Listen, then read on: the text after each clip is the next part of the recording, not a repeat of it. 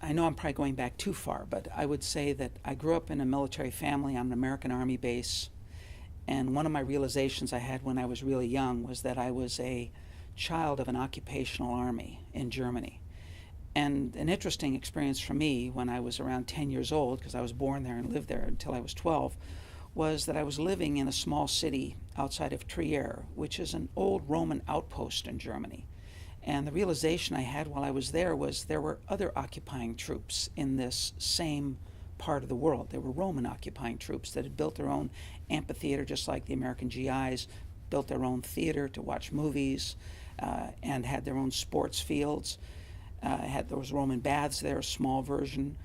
And so I realized that there's this kind of repetitive history of militaries fighting other people and then occupying their country.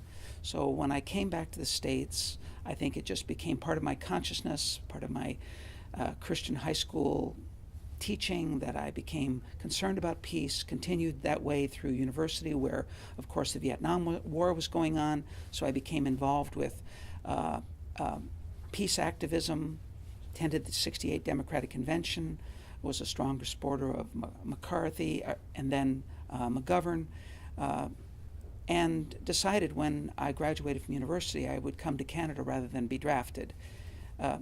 In a way, very naive, like most Americans are, about what Canada was about. But even when I got to Canada, the students were extremely active against the war on the campuses that I hit in Canada. And there were peace activists, there were many variations of extreme political groups. And I found that, again, I was trying to find a place where I could work with groups of people to get the educational institutions to take a stand on not doing defense research and of course protest against any involvement by the governments in Canada in supporting American military activity. But in a sense, I think after a while I grew somewhat away from that, and ended up coming to North Bay, to this college up here, as a social science instructor, and kind of backed into some of the issues I had moved away from on an activist level, but approaching them more in a pedagogic classroom setting. As I said, my father worked for the American military, was in the American military for 15 years, and he wasn't that opposed to me deciding to draft dodge if I had to come to Canada. As it turned out, I was able to get myself a classification that I was not draftable, but he didn't mind me going to Canada because he didn't consider the Vietnam War a declared war, and that was his rationale for the legitimacy of me going to Canada if I needed to evade the war.